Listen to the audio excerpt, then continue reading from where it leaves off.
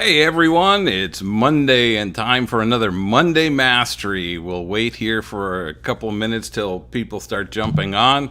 It's a beautiful day here in Kansas City, about 75 and sunny.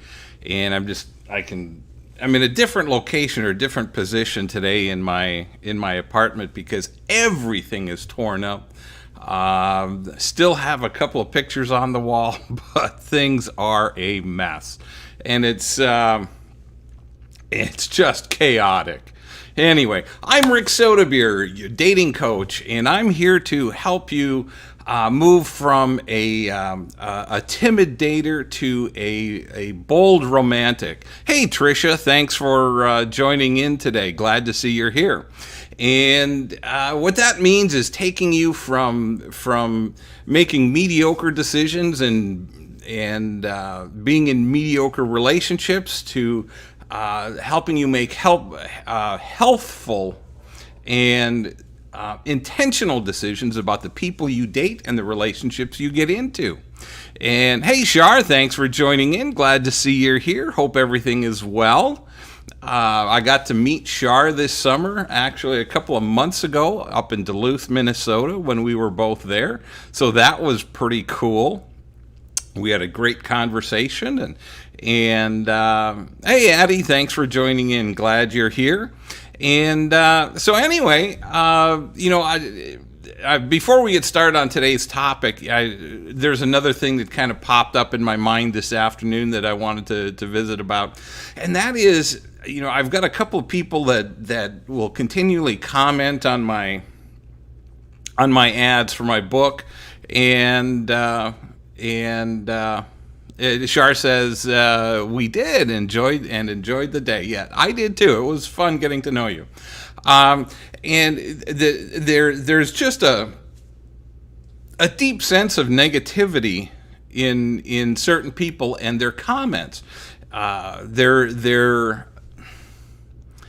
truly jaded on dating and on the opposite sex, and it's this black hole of negativity that will destroy your dating and relationship success every single time. No one wants to, or at least most people don't want to be associated with somebody that's always negative. One guy keeps saying that all women want is money. And after looking up his profile, I'm guessing that's not quite sure. I'm not quite sure that's the case. I think they may be checking out to make sure that he's financially stable or financially secure. And how you phrase those questions can lead to those kinds of assumptions, but I think it takes a conversation and not just a couple of questions here and there. So, but the point is, when you start getting really negative on anything, whether it's life, whether it's work, whether it's relationships, it really will put a damper on your ability to achieve the things that you want to achieve. Because the negativity in your head is focusing on the fact that all men are cheaters, or all women are high maintenance. Just random things here. It causes us to look at as has been said. It causes you to look at everything as a nail, so the answer is always a hammer, and so that's not always the case.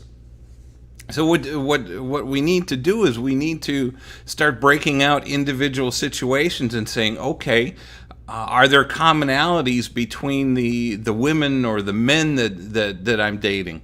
I'm not dating men. You ladies are dating men, so let's clear that up right now. But it's when you're looking at the situation, is every situation the same? And if it is, and it can be, you have to look at the common denominator. And the common denominator is you. Yeah, and when we start looking at that common denominator, what is it about you that's attracting these, or what these types of people, or what is it about you that is attracted to certain types of people? And a lot of times when you sit down and look at the people you've dated, they're all the same person. They just have a different name. And so you have to you need to really step back and take a look, and before you start going down that black hole of negativity, because it's a downward spiral, and it's so easy to go down that black hole, and it's even harder to claw your way back out of it. Once you're there, it's really difficult to start clawing your way back to a positive mindset and seeing situations as they truly are.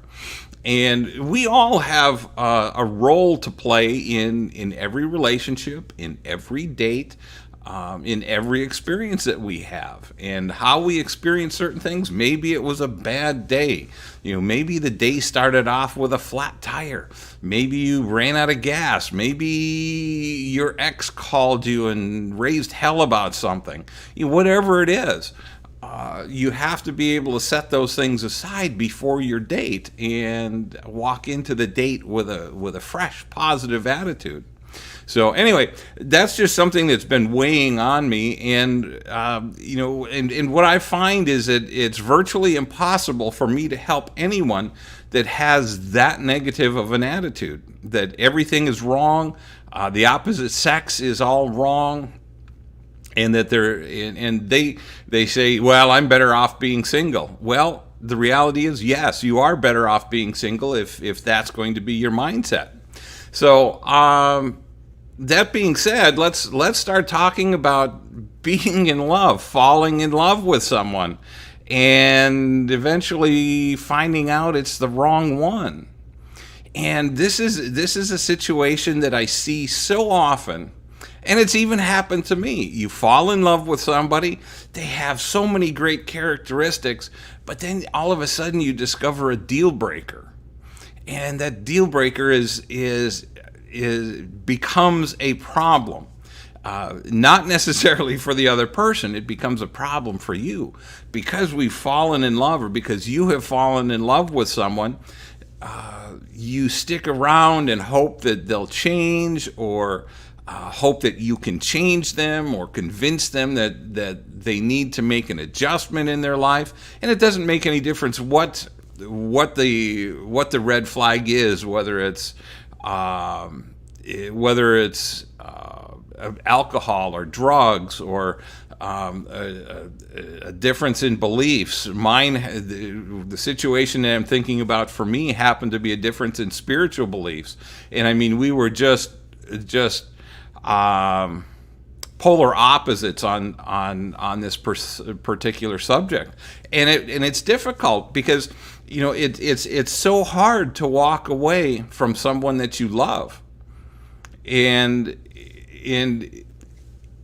but at times it has to be done. If you want to maintain your your sanity, so to speak. Hey, Henrietta, thanks for joining in. Let's toss this up here. Henrietta says, I wasted a year. I'm happy letting go of a user and loser. And Henrietta, that's, I don't know how much of your year was wasted. And the reason I say that is because hopefully you learned some lessons. Hopefully you enjoyed some time together. The only time I consider wasted is the time that you spend in the relationship after the red flag starts showing up and you recognize that it's time to leave. And this is hard. This is the hard part. Henry said it. Oh, I learned. And it really is hard to judge when to let go. And so many of us, me included, I run into this from time to time myself that you just find somebody. There are so many things that click. It feels good. It's comfortable. It's easy. But there's a couple of things that just it's just and so you have to make the decision. And so many of us just stay there in hopes that things will change, or in hopes that we can learn to live with whatever it is. And I'm sorry, I'm scrambling here to get this put up. Henrietta says, at my age, wasted time, but I did learn. Well, see, then I don't necessarily say that. I don't necessarily know that I'd call that wasted time, Henrietta. If there was a learning experience in there, yes, it took time. It took a year, and that's not always fun. But as long as you walked away learning something and being smarter and being able to date more intentionally as you go forward, I think that's you have to look at some of the positives in there. So and Henrietta says, true, a positive. And so we have to be careful about how we frame these relationships that end up going south or souring on us. Like I mentioned earlier, we can get sucked into a black hole of negativity that just draws you down, and you can be down on dating and relationships, and you can be pointing a finger at everything and everyone around you and saying it was their fault, it was that, it was this, it was that. But remember, every time you're pointing the finger of blame at something else, you've got three pointing back at you. And that's what I mentioned earlier, is that you have to look at your role in that. And Henrietta, this is a good one. She says, loneliness blinded me. Oh, and that is such a common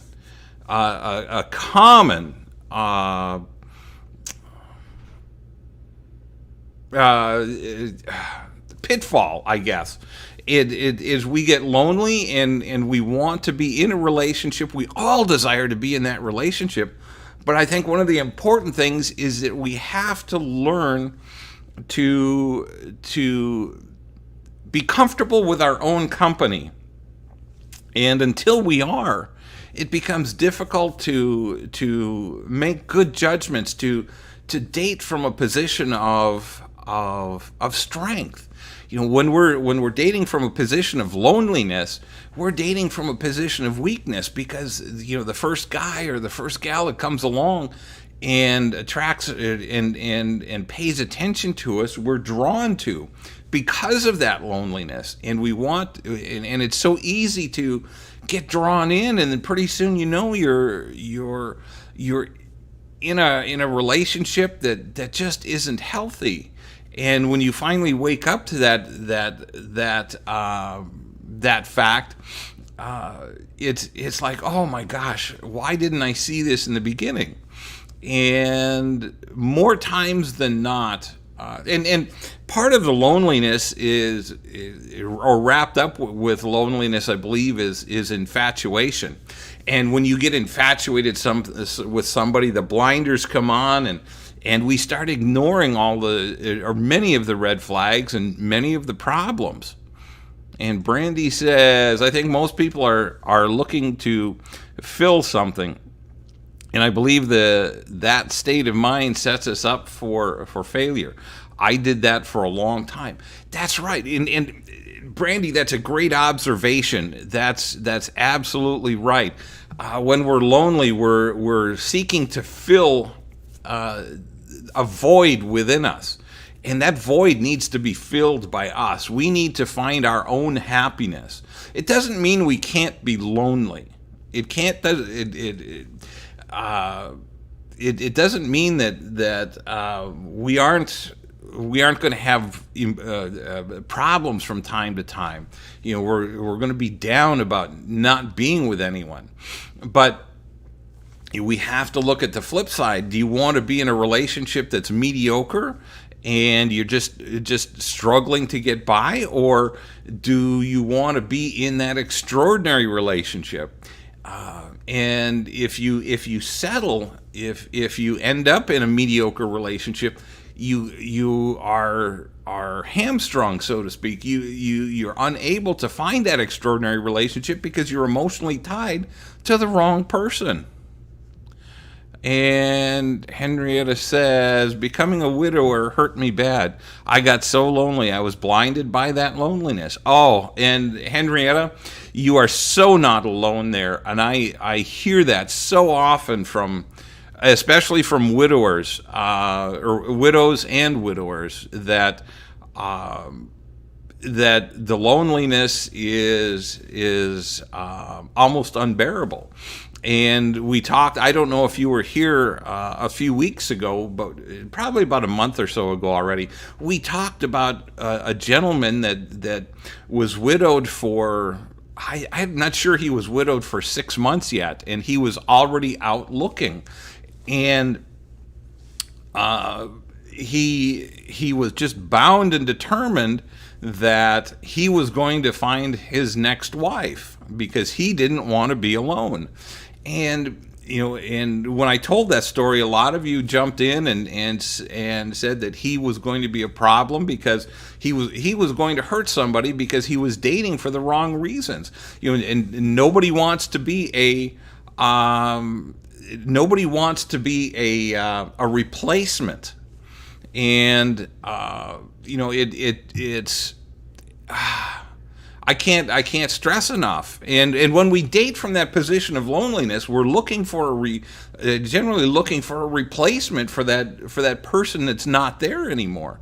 And don't misunderstand me, Henrietta. I truly empathize with you, and I know the struggle because I've worked with so many. But what I've found is that it generally takes about 5 years, especially for women, to move through the whole loss and grieving and healing process. The first year, and Henrietta, you can probably reinforce this. The first year is kind of like being in a fog. It's because you're just struggling to get through each day to make it through. And then it takes time to figure out who Henrietta is, because we all morph once we're in a relationship, or once we've been in a marriage, we morph, and depending on how good or bad that relationship was, we tend to change because we tend to adjust to make that relationship better. And so it takes time to peel back the layers and bring back who Henrietta is or was. It's hard searching, but so worth the wait, says Brandy. Absolutely. Rose, hey Rose, thanks for joining in. And she says, that's why I can't settle. I want the best, not just from loneliness. Henrietta, I'm a widow also, and decided being alone.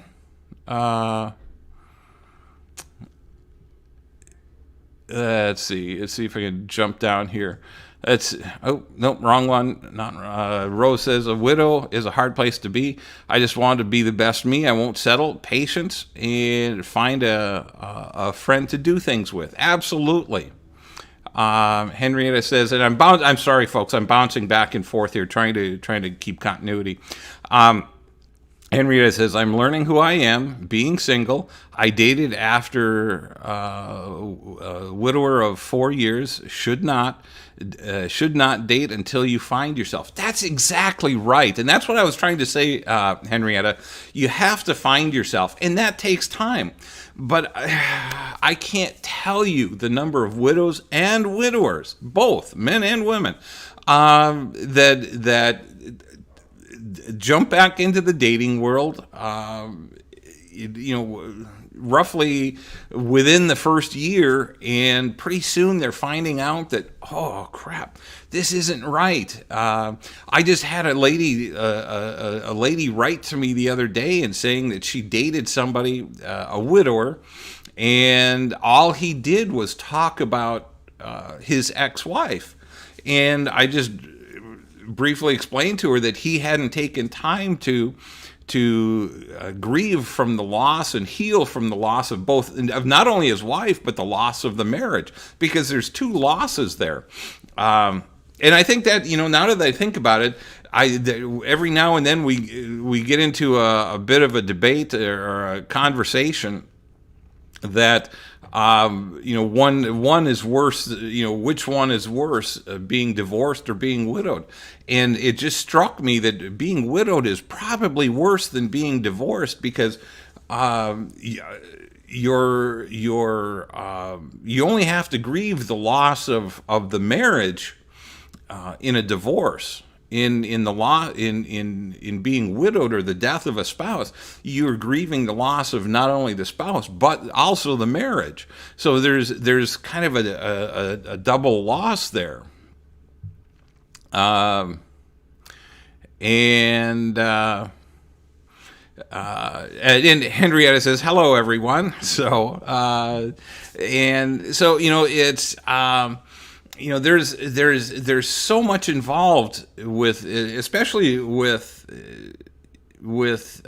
being widowed or being a widower, about taking time to grieve the losses of those relationships and of your spouses.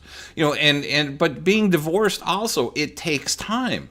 You still go through that first year of kind of a fog, trying to get your feet back under you. And, we all think, oh, I'm divorced, I'll be, out dating, and it'll be fun and easy and yada, yada, yada. Most of us. Now, there are some of you that I know that are much smarter than what I was, and you take your time to get your feet back under you, and you may be taking care of kids, depending on when your divorce happened.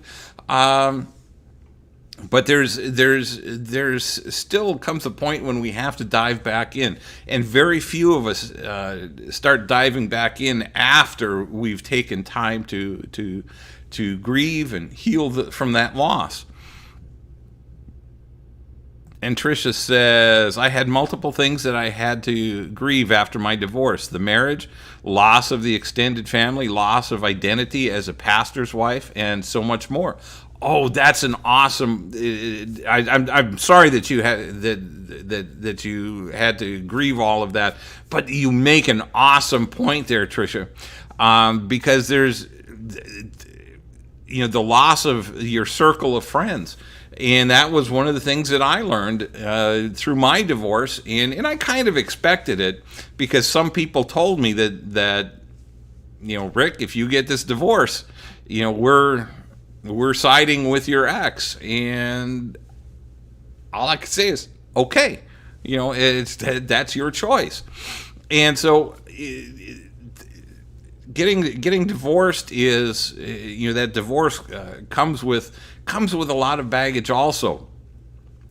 Changing your circle of friends needs to change, or should change. I mean, there's going to be some folks that will stick with you, but there's a division of who goes with whom, and it's kind of an unwritten rule that certain folks will go with one spouse and certain folks go with the other. But the important thing after a divorce, or even being widowed, is that your current circle of friends, immediately after the divorce or you becoming widowed, your immediate circle of friends are typically all married, because those are the people that you hung out with. Couples tend to hang out with couples. And the important thing is to start changing that, and not to get rid of your current circle of friends, but you have to expand your circles, create new circles of friends. And that's why it's important to get out and be social, connect with other singles, and not necessarily to date, but to do things with, to go out to dinner, to have ladies have a circle of girlfriends, single girlfriends, that can go out and do things. It's nice to go out with your couple friends, but after a while it becomes hard, because you're always the third wheel, so to speak. And I've been there, and I've got married friends, and But it's always more fun when I have someone in my life to be able to go out with them.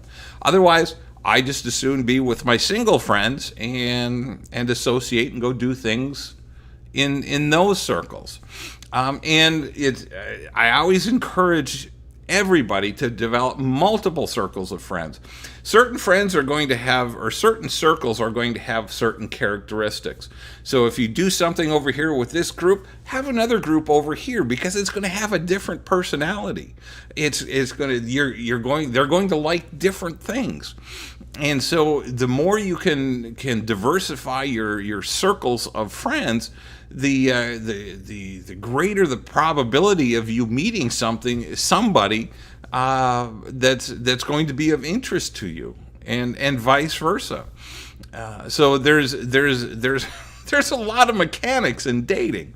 There's a lot of thought process that needs to go into this, and to do it intentionally. I mean, we all can go out, we can all go listen to a good band, find somebody to dance with, and say, hey, let's go get a drink, yada yada yada. Hey, would you like to get together, Friday night or Saturday night? But it's unless you're unless you're open to doing things like that, you can get stuck. You can get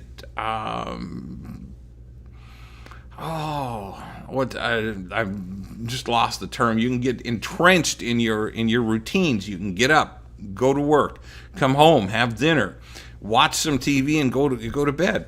You can't do that if you want to be successful in the dating world. You have to be able to get up, get out, and have some fun. You don't have to go hang out at a bar, although, and bars do get a bad reputation, but if they've got some good music, there's nothing wrong with hanging out and listening to some good music. And ladies, you can go alone. I know so many of you have the stigma of, oh no, I just can't do that. That's just not me. Well, if you're going to listen to the band, you don't have to talk to anybody, but you just might get asked to dance. And if you get out on the dance floor, you might discover you have some fun. It doesn't mean you have to date the guy. It doesn't mean you have to go home with him. It just means you're going to enjoy a dance, or maybe enjoy a conversation with him. You don't even have to swap phone numbers at the end of the night. Part of it is just getting out and being social. And learn to strike up a conversation with anyone, anywhere, anytime. It's sometimes awkward, and I can't tell you how many awkward conversations I've had. I've said something and it just was funnier in my head than it was when it came out of my mouth, and it was like, trying to reel those words back in, but it's too late. They're already out there. But sometimes even those faux pas can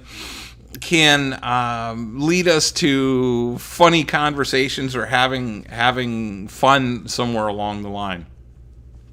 So it's kind of both topics that I've started today kind of are kind of intermingling, and you just never know who you're going to meet, and you might meet somebody that you just absolutely fall in love with, and more times than not, you're going to meet somebody that if you do fall in love, it's just not going to be the right relationship, and you have to be able to recognize that. And the earlier that you can recognize that, the better off you're going to be, because you don't get stuck in poor relationships, mediocre. It can even be a good relationship, but if it's not extraordinary, if it's not your soulmate, then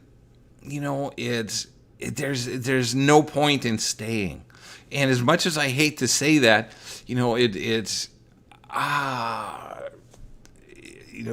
serendipity is great. Trying to put in 110% to make a relationship work is great. But when you start to see red flags, that's the time that you need to start having conversations about saying, is this the right relationship? And you can have these conversations with your partner and say, hey, listen, this is what I'm seeing. This is a problem for me. And they're not always easy. They're not always fun conversations to have, but they're important conversations to have. And to go back to Henrietta's point, or the point that I tried to make made with Henrietta, is that the only time that you've wasted is the time from the time you spotted the red flags to the time it took you to leave. And whether that was a month, 2 months, 5 months, those are the wasted months. Because those are the months you could be getting back to who you are and what you need in a relationship, or figuring that out, learning your lessons from this relationship, and then moving on. And sometimes you need to take a little break from dating after you end a relationship, and heal, even if it's only a few months. Take a month or two to get your feet back under you, and get your head straight. We all get emotionally screwed up when we leave a relationship, because there's a lot of emotions there, especially if we're in love with somebody. And the more deeply you are in love with somebody, the longer it takes to heal from that, the longer it takes to let go. Because that love for somebody was a significant part of your life. There's all kinds of hormones that affect you, and I'm not talking sexually. I'm just talking about in the brain, and wanting that attachment, and the dopamine and the oxytocin. This stuff is like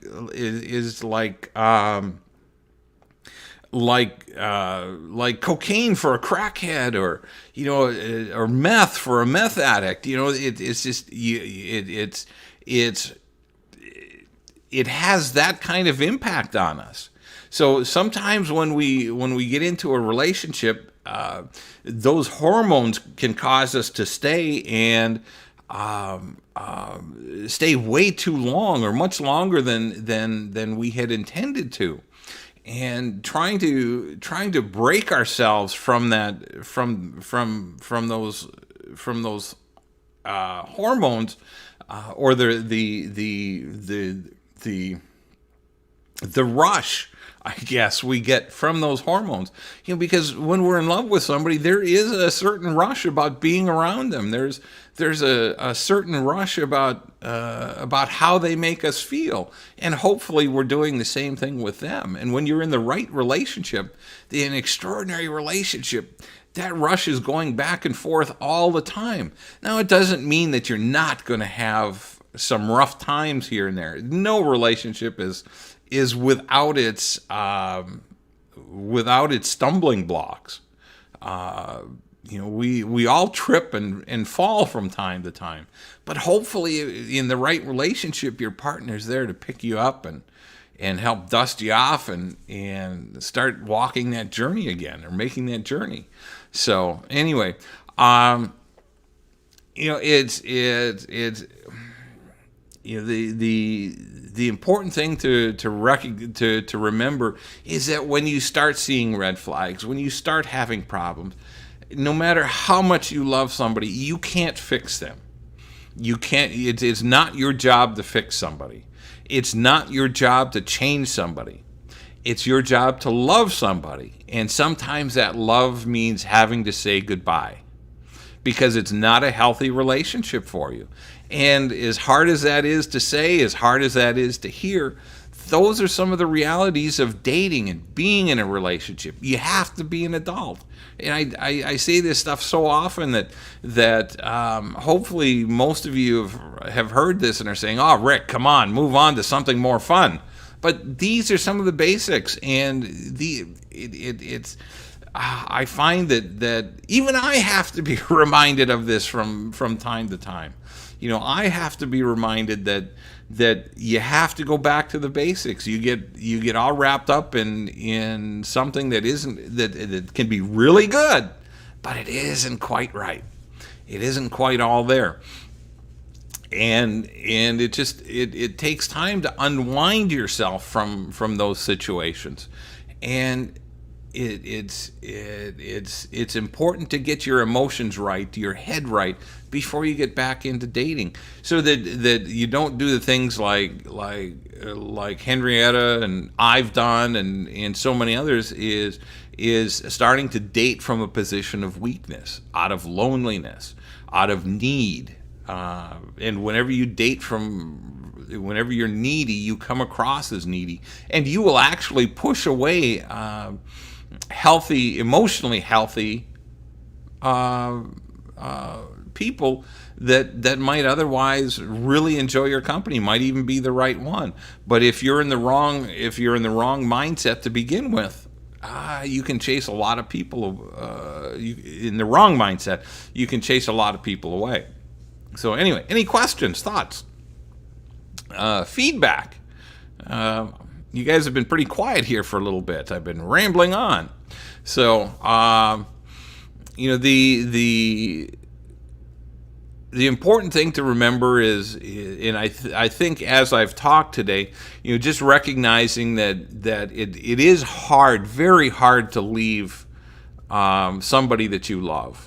Because again, there are so many hormones, so many emotions that are driven by these hormones that we need to separate ourselves from, or to try to put at bay. And it's just like going cold turkey when you walk away from somebody that you love. It is really, really, really hard, but you got to do it. And I know you all can do it. I know you can. If I can do it, you can.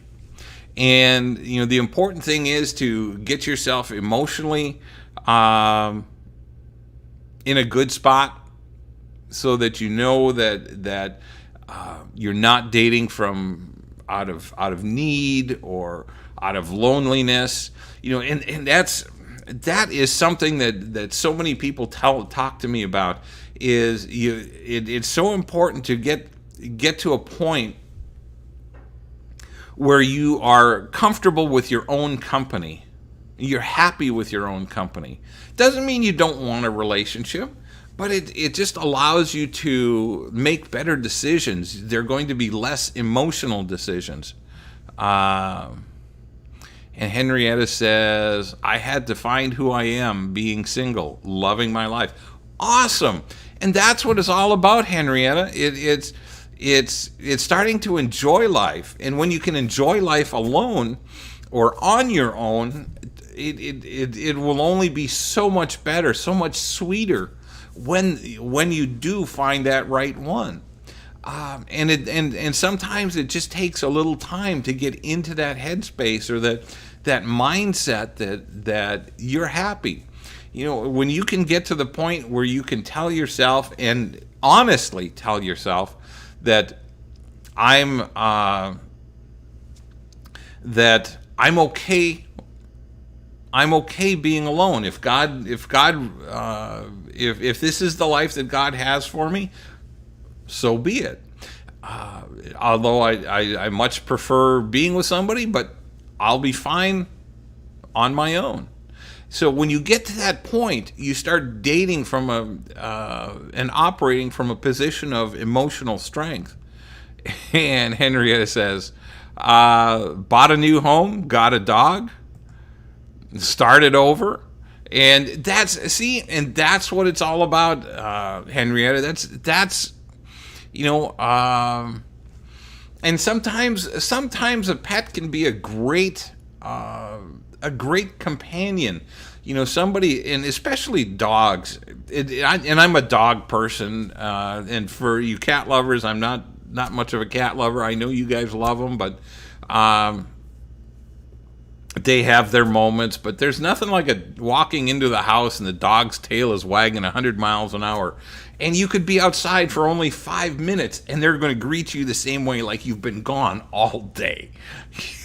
So Addie says, sorry, I've been driving and just listening. Oh, no problems, Addie. You keep your hands on the wheel. Shouldn't be texting and driving, although I do it all the time. So do you think you could get used to being single?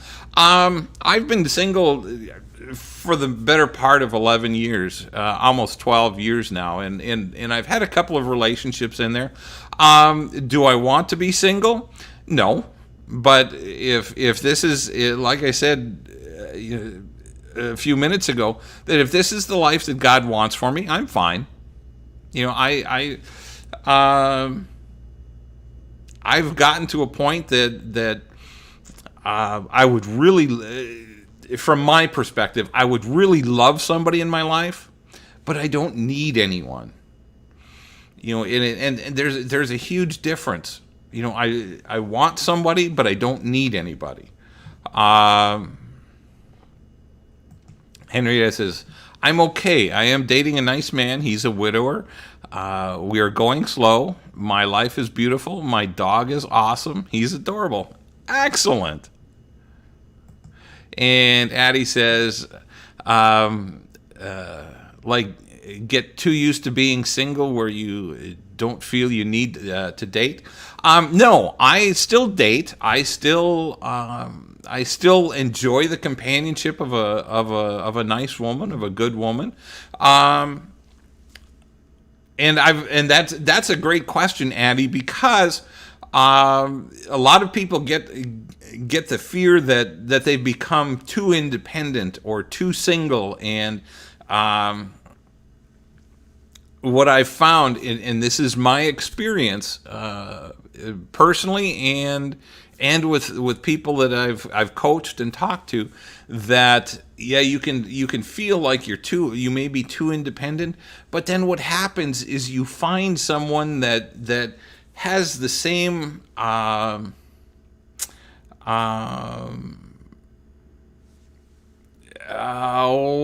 the words are evading me. You have the same set point, I guess. You're set in your ways, in doing things in a certain way, and what will happen is you'll end up finding somebody that is set in the same way. And it just makes when you find that, things just start to click and start to happen. Hey, Jacqueline, thanks for joining in. She says, totally agree with you, Rick. Thank you. And Henrietta says, I love your advice. You helped me get out of a bad relationship. Thank you so much. It's my pleasure, Henrietta. And she says, I want to be happy in a relationship, not miserable. And that's, Henrietta, that's such a great realization that, so many of us date from, like I said, from a position of loneliness or from a position of weakness. And when you look at statistics, it's just unbelievable how many marriages are just mediocre marriages. And my goal, if I can only keep one of you out of a mediocre marriage, hopefully I'm keeping a lot more of you than just one. If I can keep you from diving into a mediocre relationship or mediocre marriage, then it's all worth it, because what happens is, going back to the number of first marriages that survive, is about 60%. We hear that about 50% of marriages end in divorce. Well, about 60% of first marriages last, but studies show that only about 12 to 15% of those first marriages are truly healthy, happy marriages where they're enjoying their partner, their soulmate couples, and it's when we look at and stretch that out, that means that about 85% of all marriages or 90% of all marriages are mediocre marriages. And why is that? It's because we've settled. We've chosen to settle. We've chosen not to wait for our soulmate. And I know I beat this dead horse, and Jacqueline, I'll get to you here in just a second. We're told that we deserve the best car, the best clothes, the best home, the best neighborhood, the best insurance, the best this, the best fast food, whatever it is. But when it comes to relationships, we're told that we're too picky. And your family will tell you, "Oh, you're too picky." Your friends will tell you, "Oh, you're too picky." And I'll tell you, you can't be too picky. You have to be particular. You have to know exactly what you want in your relationship. And if the minute you settle, and I've said this 1,000 times, that if you have your must-have list, if you have 20 items on that, if you have 20 items on that must-have list, and they come to you with 19, what should you do? And most people, when I ask them that the first time, they'll say, "Well, it depends on what that one thing is." And to a person, I tell them, no. The first thing out of your mouth should be next. And the reason being is that if they have 19 out of your 20, and you accept them and marry them, you've settled, because you had 20 non-negotiable characteristics. And if you settle for 19, you're settling for less than you're extraordinary. Jacqueline says, "I'm like you, Rick. I'm single. I would love to be with someone, but I don't need to be with anyone. I trust in God that He will bring a divine connection only if it's His will." And I agree with that. And if He brings the divine connection, I will know it's His will. Meanwhile, I enjoy life. I show love and trust in God, and do my best to be a blessing to others.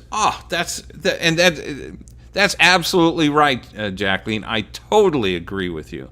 But the one thing that I will say is, you can't be sitting at home waiting for God to bring that right one, because like we've all heard, is that if you're sitting at home waiting for Him to bring you the right one, it's either going to be the mailman or the UPS or the FedEx guy or maybe the cable guy. So you've got to go out and do your part, but God will cause you to cross paths with the right person at the right time. Henrietta says, "You help me, God bless you. Your word was get rid of Fred. I did. I'm happy." That's okay. Now I know. You're very welcome. Henrietta says, "I had my soulmate." And see, Henrietta, I want to bring that point up to everyone. You've had your soulmate, so the bar is set really high for you. You'll not find a replacement for your late husband, but what you will find is somebody as extraordinary. They'll just be different, and that's going to be so exciting when you find that.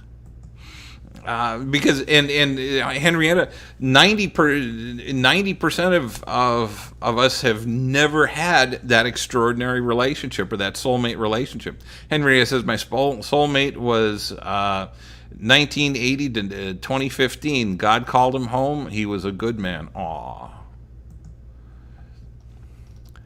And Dorothy, hey, thanks for joining in. And Jacqueline says, "Amen." Henrietta says, "I will only settle for a good man." I would change it.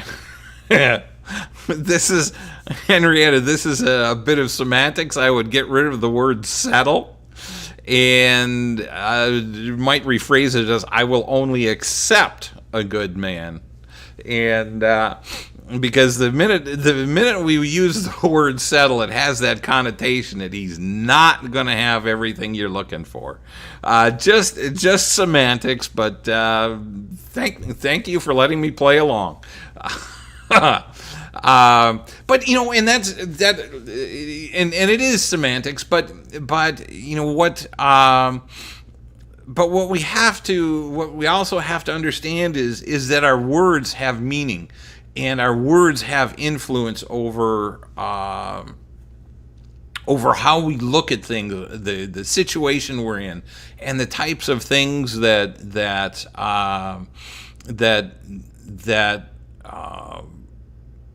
we allow in our life, and it's the words, I've followed Tony Robbins for years, and for those of you that don't know Tony Robbins, he's probably he's probably the world's premier motivational coach, or the premier life coach, and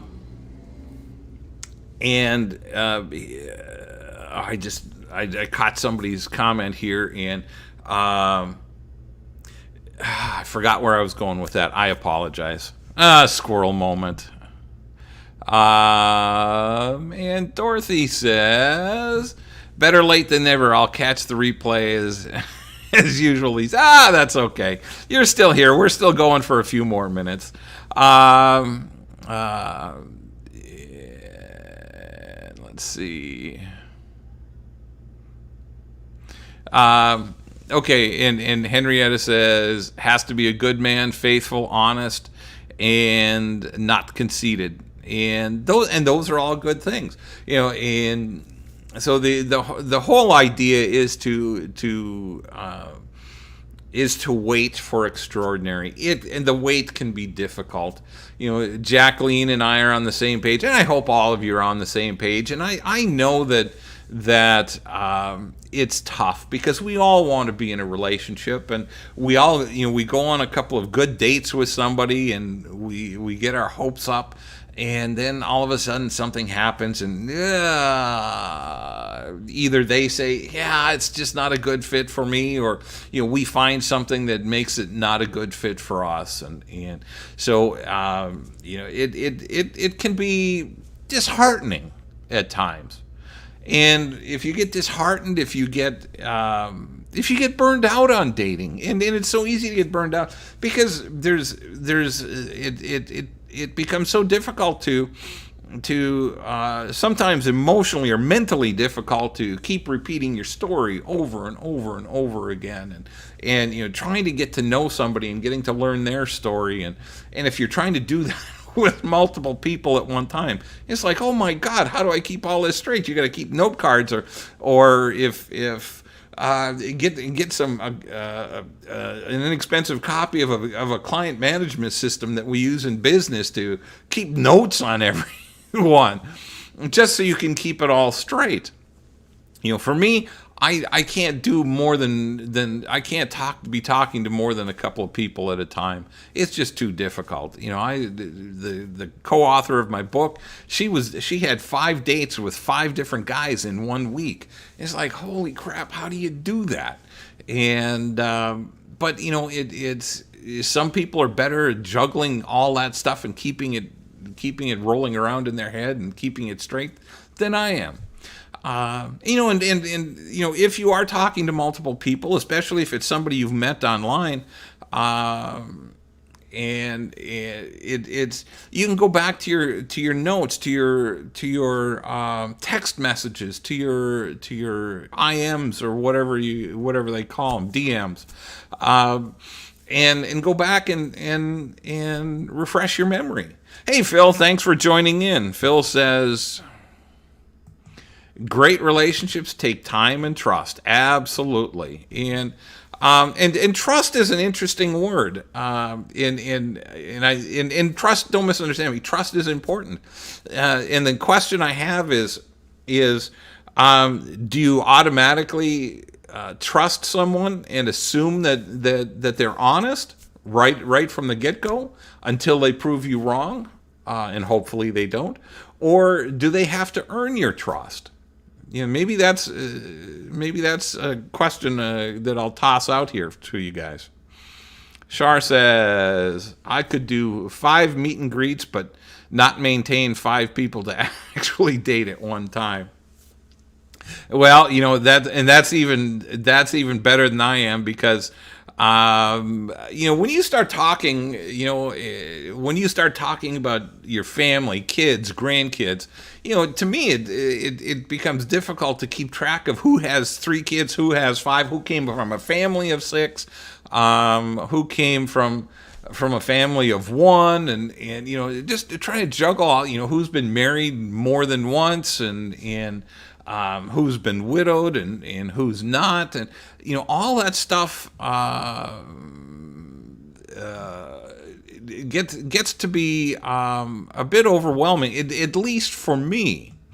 And Henrietta said, Fred was in my wallet all the time: movies, concerts, meals. Yeah, and see, and that's a great point, ladies.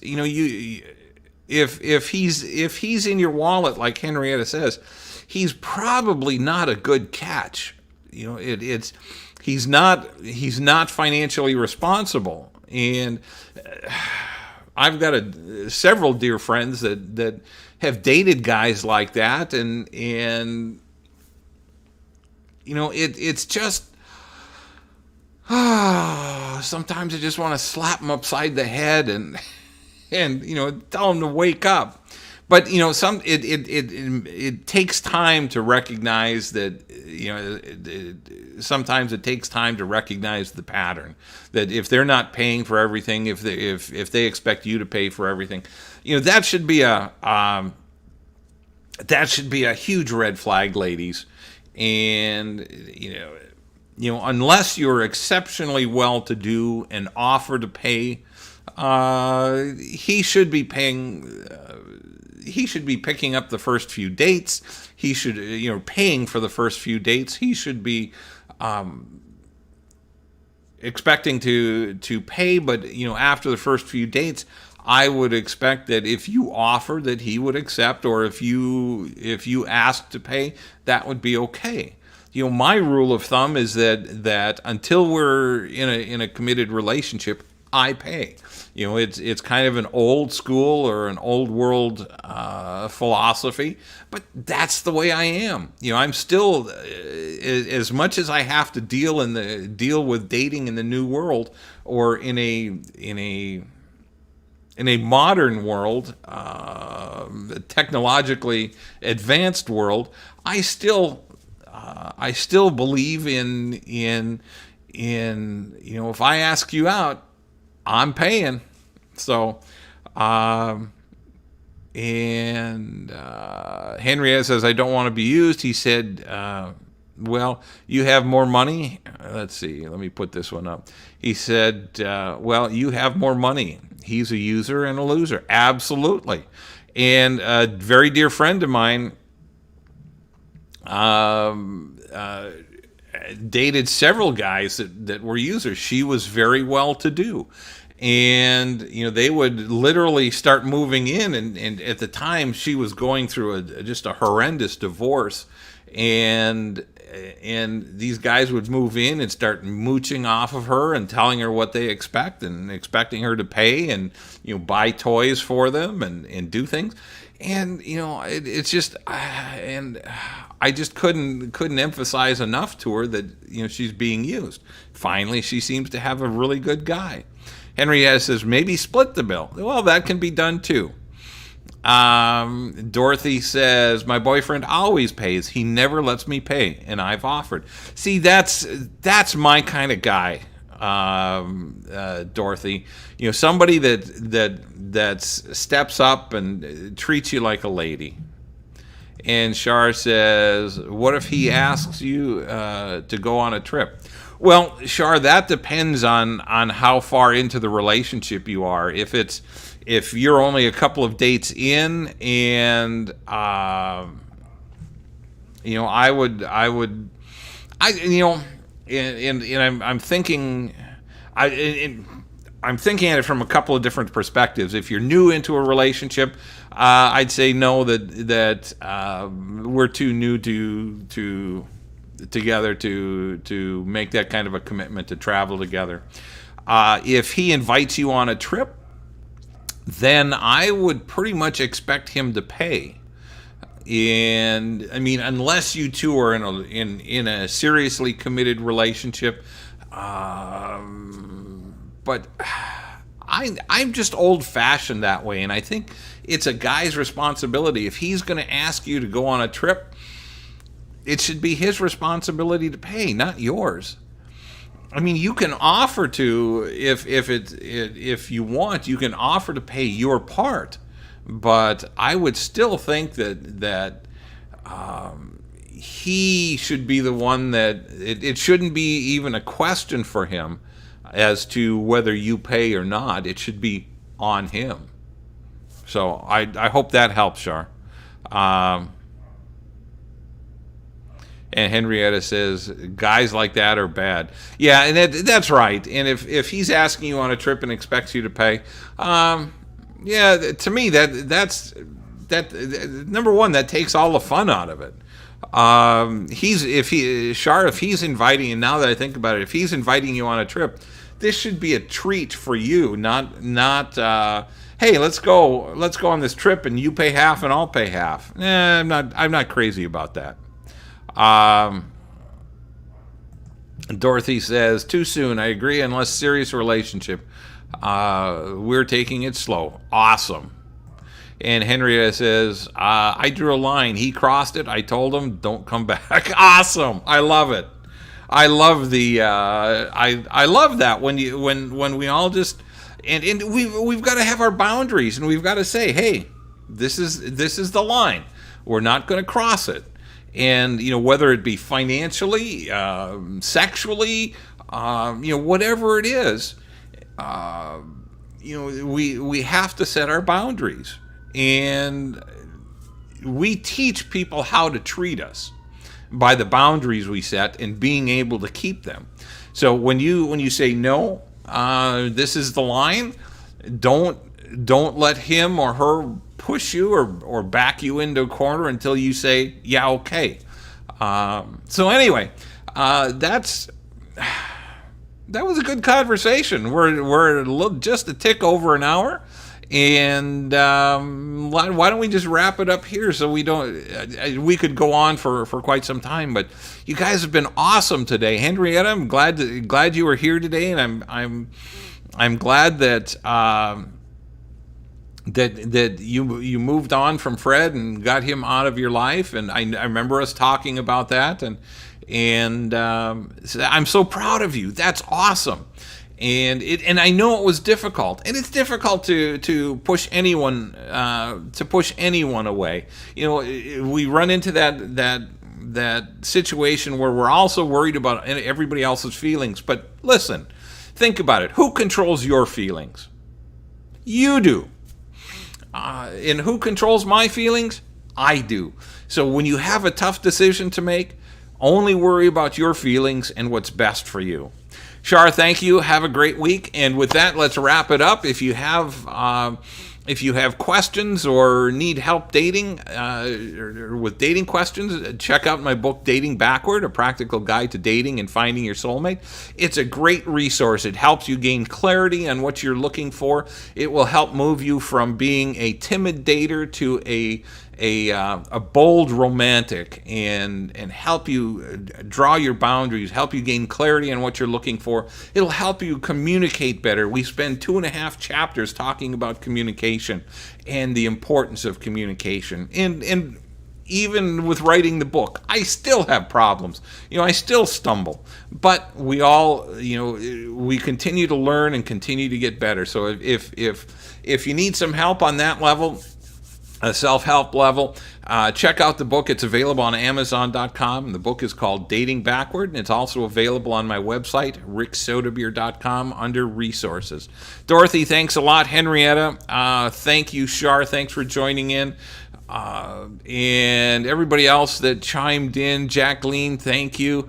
And Phil, thank you. And everybody else in the background that didn't speak up, thanks for joining me today. I love you guys. I'll see you next week for one more episode of Monday Mastery live at 5 from here in Kansas City.